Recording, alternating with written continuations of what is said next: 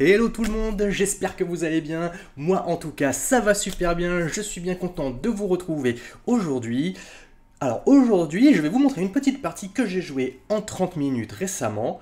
À force d'avoir joué des 10 minutes, je me suis dit que là j'avais peut-être un peu besoin de prendre le temps sur les parties, de pouvoir m'intéresser un peu plus profondément aux positions pour peut-être arriver à développer un peu mieux des plans dans les ouvertures que je joue maintenant, dont certaines ont changé.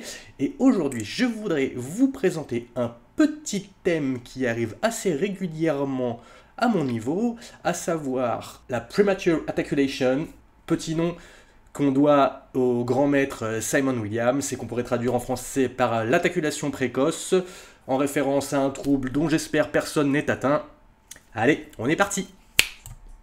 Tout le monde est là? Nickel, on va pouvoir y aller. Alors, vous devez vous demander pourquoi je vous parlais d'une partie en 30 minutes et que je vous montre Lichess. C'est parce qu'avec Chess.com, je sais pas ce qu'il y a sur ce site, mais mon ordinateur rame à mort. Du coup, j'ai été obligé de prendre la partie, de prendre le PGN, de l'importer sur Lichess pour pouvoir vous la montrer sans que les pièces bougent à 2 à l'heure. Alors, mon adversaire a commencé par D4. Et là-dessus, je réponds D5 pour jouer, avant de jouer un Gambit Dame accepté. Maintenant, je teste un peu la Chigorine avec un petit cavalier C6. Mais ça ne va pas être la partie d'aujourd'hui parce qu'il a joué un fou F4, le système de Londres. Et quand je vois ça, moi, je suis plutôt content parce que le système de Londres a un peu cette image. Je ne sais pas si elle est fausse ou si elle est vraie. En tout cas, à mon niveau, elle me donne l'impression d'être jouée par des joueurs qui ont un petit peu la paresse d'approfondir d'un point de vue théorique, parce que l'idée d'un système, c'est que quelles que soient les réponses de l'adversaire, les coups de l'ouverture sont les mêmes.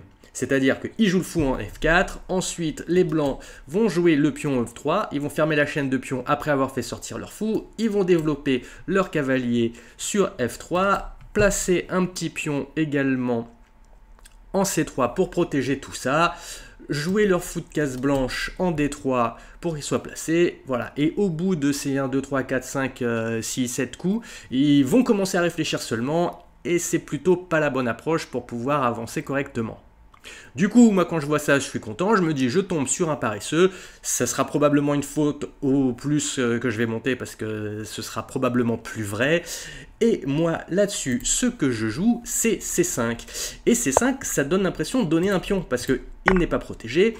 En revanche, avec derrière cavalier C6, les blancs ne vont pas pouvoir protéger ce pion, c'est-à-dire que s'ils font B4 maintenant, bon bah, le cavalier peut prendre. Et s'ils font rien, au prochain coup, moi je vais jouer, s'ils font leur plan prévu avec E3, au prochain coup, je vais jouer E5. Ils vont être obligés de reculer leur fou et je vais avoir un centre qui est pas mal du tout.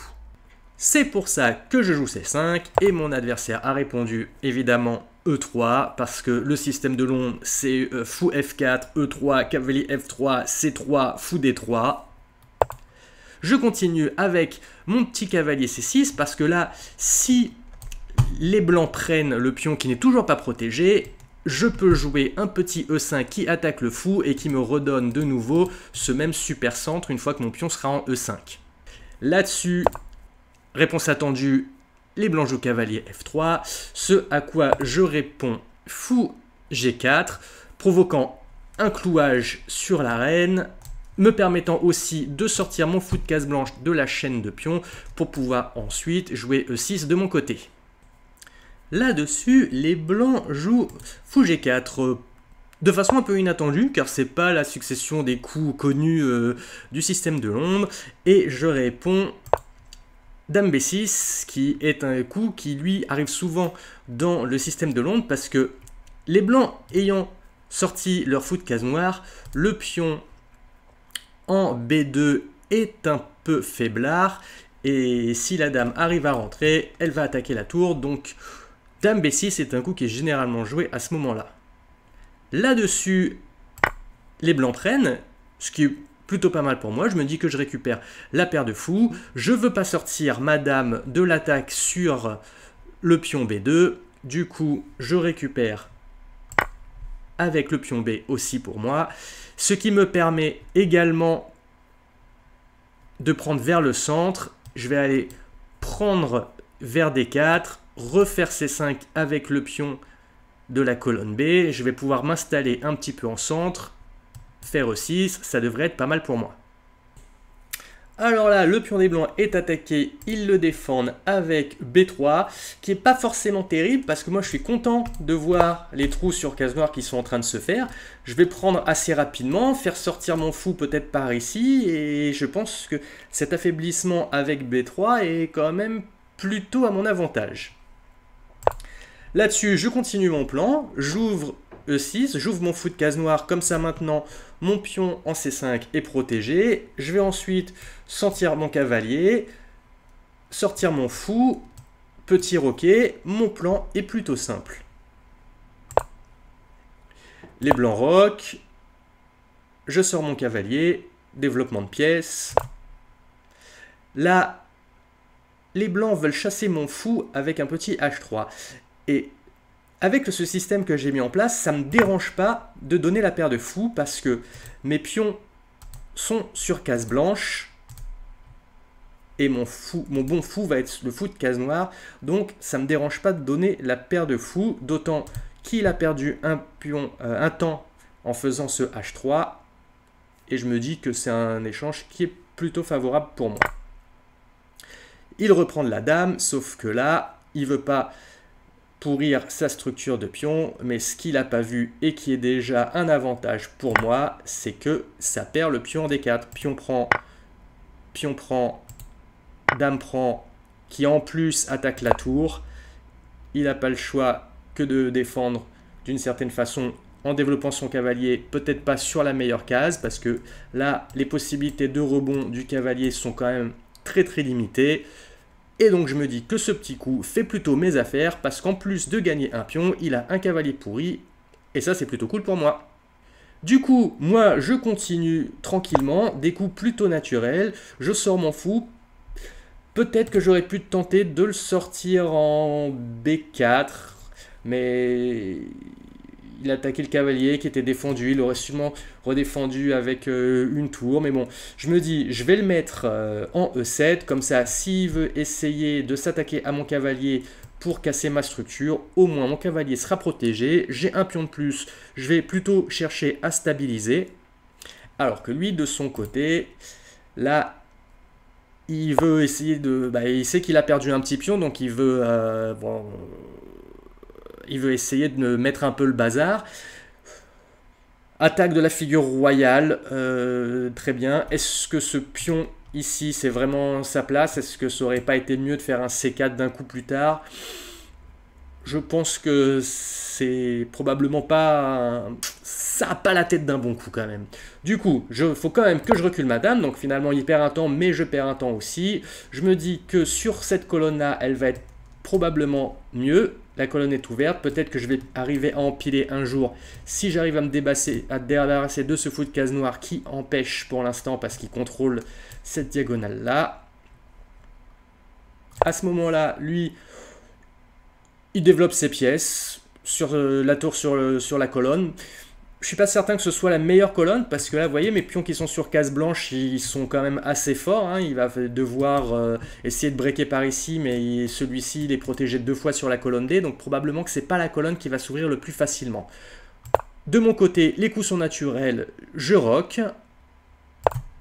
Et là, comme j'avais dit, il veut essayer de breaker de ce côté-là, et on sent que le coup C3 qu'il a joué tout à l'heure pour chasser madame, il n'était pas forcément terrible, parce que là, il a fait C3 pour faire C4 après, alors que ça aurait été probablement meilleur pour lui de faire C4 directement. Ce qu'il a gagné dans l'histoire, c'est que madame arrive en B6. Mais probablement que madame, elle ne serait pas restée en D5 toute la partie, donc je l'aurais forcément bougé à un moment, donc il a utilisé un coup pour me faire jouer un coup que probablement j'aurais joué au cours de la partie, donc pour dire qu'il a perdu du temps et que c'était vraiment pas terrible pour lui. Alors de mon côté, ce pion là est quand même vachement bien protégé, et si il veut breaker à ce niveau là, le contrôle des colonnes, j'ai l'impression qu'il va plutôt être pour moi. Alors moi, en réponse à ça, je joue tour FD8. Alors on pourrait penser que c'est pas la colonne idéale et qu'on voudrait plutôt mettre les tours sur des colonnes qui sont ouvertes, mais à ce moment-là, je me disais que comme le fou contrôle la diagonale, ma tour de la colonne A, elle arrivera jamais sur la colonne B. Donc, je vois plus mes tours être sur D et C plutôt qu'être sur C et B, et c'est pour ça que je joue cette tour-là en D8. Là-dessus, mon adversaire joue fou E5, que j'ai pas forcément compris, que je comprends pas forcément toujours d'ailleurs. Est-ce que c'était sa pièce la moins bien placée? Je sais pas. Est-ce qu'il veut échanger sur mon cavalier? Je sais pas, mais dans ce cas-là, tant mieux pour moi. Est-ce qu'il veut commencer à préparer un F4 futur après avoir développé la dame aussi? Voilà, je suis pas persuadé de ce qu'il voulait faire, mais moi, ça me permet de bouger mon cavalier tout en l'attaquant. Ensuite, je vais aller contrôler une diagonale qui est un peu meilleure pour mon fou. Il faut rappeler également que j'ai toujours un pion de plus. Donc s'il veut s'amuser à faire des échanges, c'est encore en ma faveur et je suis très volontiers preneur. Donc il recule son fou pour gagner la grande diagonale. Bah, très bien. Sauf que ça me permet de faire un petit chantage à l'échange qui se voit contraint d'accepter. Et je me retrouve avec mon cavalier placé toujours au bon endroit, contrôlant les cases centrales. On a échangé une pièce et j'ai toujours un pion de plus. Donc du coup, tout ça fait mes affaires. Et là vient le moment un peu critique où mon adversaire se dit « Ok, j'ai un pion de moins. On a échangé des pièces. Si je fais pas quelque chose d'un peu radical, ça va mal tourner pour moi. » Et c'est là que commence ce que Simon Williams nommait la premature attaculation, que j'ai nommé en français l'attaculation précoce. Comme je le disais en intro, un trouble dont j'espère que personne n'est atteint. Il lance un G4. Et là, quand je vois G4, bon déjà, ça fait un petit peu peur parce que je me dis, il va faire G4, H4, G5, ok, il va faire une marée de pions et tout.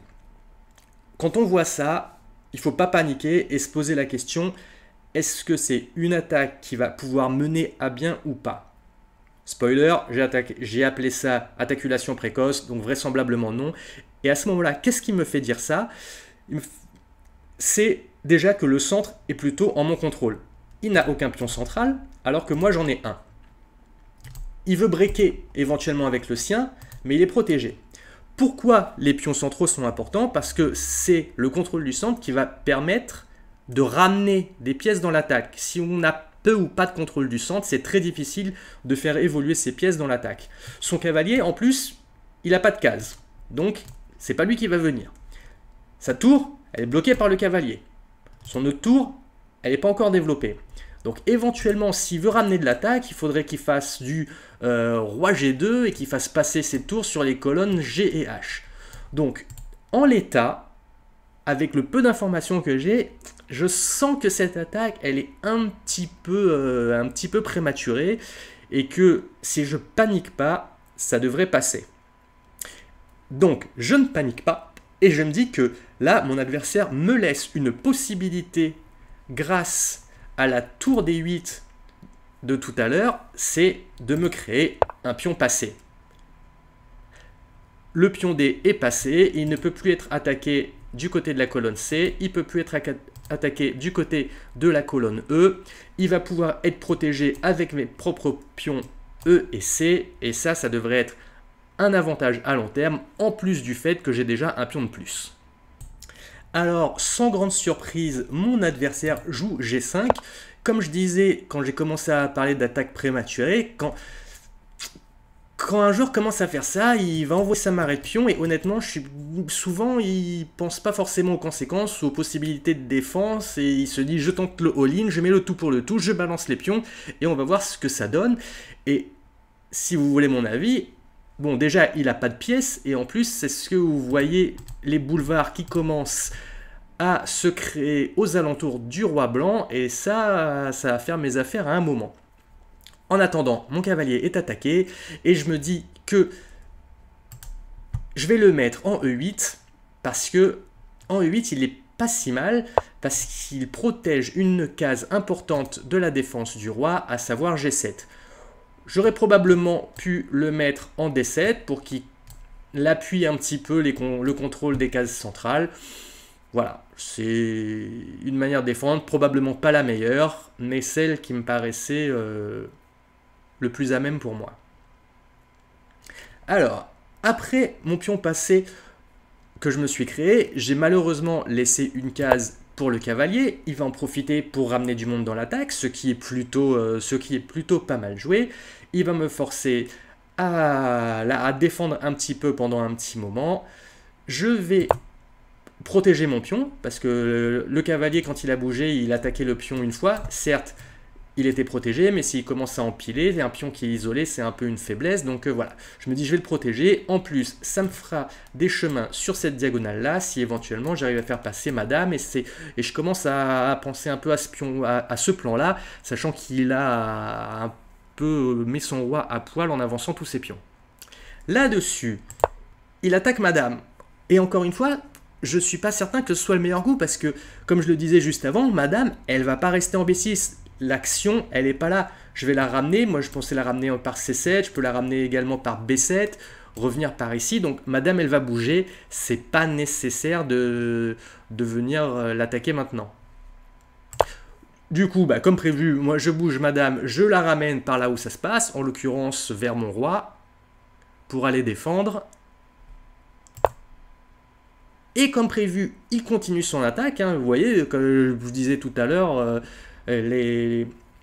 au moment où le joueur il prend un spirit d'attaque prématurée, il reste dans son plan, alors que là, je me demande si peut-être bouger son roi pour faire passer ses tours, ça aurait pas été un peu plus pertinent et un peu plus dangereux pour moi. Comme ça, si ses tours sont derrière, l'attaque de la marée de pion est quand même plus forte, parce que là, ça veut dire qu'il a commencé à avoir des pièces lourdes aussi sur mon roi, et ça aurait été peut-être probablement un peu meilleur.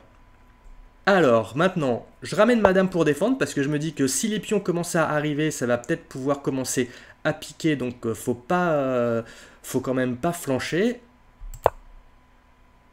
Il continue son attaque, et là, il me laisse la possibilité d'une manœuvre défensive, en l'occurrence F5. F5, je fais F5 en me disant, s'il prend en passant, je reprends du cavalier. On va échanger, ça va être très bien pour moi. Si madame finit là, en plus, elle va protéger le pion. Du coup, ce sera très bien. En revanche, il lui reste la possibilité de dame prend, qui, effectivement, donne le pion, sauf que après dame prend, je vais pouvoir bouger mon cavalier, faire coulisser mes tours, et vous voyez qu'avec le roi à poil, madame qui va pouvoir rentrer, et les tours qui vont pouvoir rentrer, ça devrait pas être mal pour moi de rendre le pion pour là me créer une attaque sur son roi qui a été mis un petit peu à poil. C'est pour ça que quand je joue F5, je me dis que même si le pion il se fait prendre, c'est pas forcément terrible c'est pas forcément mauvais pour moi. De plus, ça attaque le cavalier, donc il n'a pas le choix que de bouger le cavalier ou de prendre le pion, et quelle que soit la prise du pion, elle est avantageuse pour moi. Et donc, il décide de prendre. Du coup, je fais un petit cavalier prend, espérant les échanges, mais il préfère poser son cavalier dans ma position, ce qui est pas forcément mal, mais comme toujours, j'ai un pion de plus, et son cavalier, finalement, il attaque pas grand-chose ici, parce que, ok, il va attaquer sur F7, mais sur B7, il n'y a rien du tout. S'il vient là, je bougerai ma dame, je la replacerai sur la colonne. Et de l'autre côté, il ne fait rien non plus. Du coup, mon pion était attaqué. J'interpose le cavalier pour protéger mon pion. Je me donne aussi des possibilités de rebondir. Et surtout aussi, je libère la colonne F pour mes tours. Et vous voyez, son attaque qui était un petit peu prématurée commence déjà à backfire dans sa tête, parce que son roi, il est complètement à poil ici, et mes tours, elles vont arriver. En plus, potentiellement gagner des temps sur la dame s'il ne la bouge pas. Donc ça va se retourner assez rapidement. Et là-dessus, il joue un coup complètement incompréhensible à 3, qui est complètement hors de position. Je sais pas ce que ça voulait faire. Il veut faire A3 pour B4. Vraiment aucune idée, sauf que là, bah, ça me donne vraiment beaucoup trop de jeu. Hein. Là, moi, je décide de rentrer sur sa position sur échec. S'il bouge sa dame et qu'il propose un échange, je gratte encore un petit pion par ici. Je vais avoir mes tours qui vont arriver. C'est pourquoi il décide d'aller protéger son roi en F1, ce qui n'est pas forcément terrible parce que moi, ce que je vois tout de suite, c'est que là, il y a des possibilités de fourchette. Si le roi est cloué, du coup, je joue directement ma tour en F8 qui en plus gagne un temps sur la dame. Là, ça y est, hein, c'est la dégringolade pour lui. Il essaie d'attaquer madame en se disant « Ok, tu m'attaques madame, je t'attaque ta dame en retour. » Mais c'est lui qui est sous pression et au final, moi je veux garder la protection de cette case ici parce que je vois mon petit clouage ici. Donc, je recule madame tout en gardant la protection de la case E6 et je lui dis « Ok, maintenant qu'est-ce que tu fais avec la tienne? Tu vas te prendre une fourchette au coup qui suit quoi. » Ok, il va protéger, il bouge sa dame pour la protéger tout en restant à la protection de ce pion, je pense. Et aussi en se disant, j'ai une petite case en E6 pour rentrer si je fais pas gaffe, qu'à cela ne tienne. Je joue la petite fourchette que j'avais vue et que j'avais prévue. Il bouge son roi, je récupère la tour. Il récupère mon cavalier. J'avance madame pour pouvoir rentrer. Et j'ai bien vu qu'il allait pouvoir rentrer et gratter mon petit pion. Sauf que, au moment où il fait ça, ce qui se passe, c'est que ça me laisse encore des possibilités de ramener du monde. La dame va pouvoir bouger, la tour va pouvoir rentrer par cette colonne-là. Là, il est en train de se prendre une attaque fulgurante. Il ne va pas survivre bien longtemps. D'ailleurs, il doit rester à la protection du cavalier. J'aurais pu bouger la tour pour pas lui donner le choix que de bouger et de perdre le cavalier. Mais au final, je pars plutôt sur une attaque où il va bouger, peut-être récupérer le pion. Là, franchement, tous les coups sont gagnants pour moi. Donc, je n'ai que l'embarras du choix. Pourquoi jouer? Je récupère le pion. C'était probablement pas le plus pertinent, mais c'est une amélioration de position facile.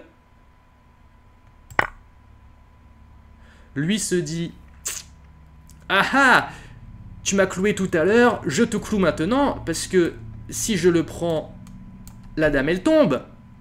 Hey, sauf que, dommage, j'ai un petit coup qui sauve la baraque. » Dame échec, je sors du clouage et la tour tombe après, donc c'est le moment qu'il a choisi pour abandonner. Bon, alors j'espère que cette partie vous a plu. Moi j'étais assez content de moi sur celle-ci, même si sur le graphe on peut voir qu'il y a des moments où j'étais quand même vraiment pas parfait et que j'aurais probablement pu faire beaucoup mieux. Surtout à un moment il y a une espèce de petit pic, je pense que c'était au plus gros de son attaque. S'il avait été vraiment à jouer parfaitement, peut-être que ça aurait pas passé. En tout cas, c'est un petit thème, les attaques prématurées, qui arrivent souvent au niveau où je joue. Il faut faire attention parce que ouais, une marée de pions sur le roi, bah, ça peut tout de suite faire un petit peu peur. En revanche, pour qu'une attaque fonctionne, il faut qu'il y ait des pièces, pas que la dame. Il faut qu'il y ait un centre un peu sous contrôle pour pouvoir faire passer les pièces. Et là, clairement, sur cette partie-là, mon adversaire avait pas tout ça. Et ça a été les plus gros marqueurs qui disent que l'attaque, elle va pas passer. Voilà, alors en tout cas, si la vidéo vous a plu, si vous avez aimé le thème, si vous avez aimé le format, si vous avez aimé me revoir jouer un peu sur des 30 minutes, n'hésitez pas à me le dire dans les commentaires. Pensez toujours au petit pouce bleu et à l'abonnement, ça fait ultra plaisir. La cloche également pour ne rater aucune des prochaines vidéos. En attendant, je vous souhaite une bonne journée, des bonnes parties. C'était Fred Camarou, out.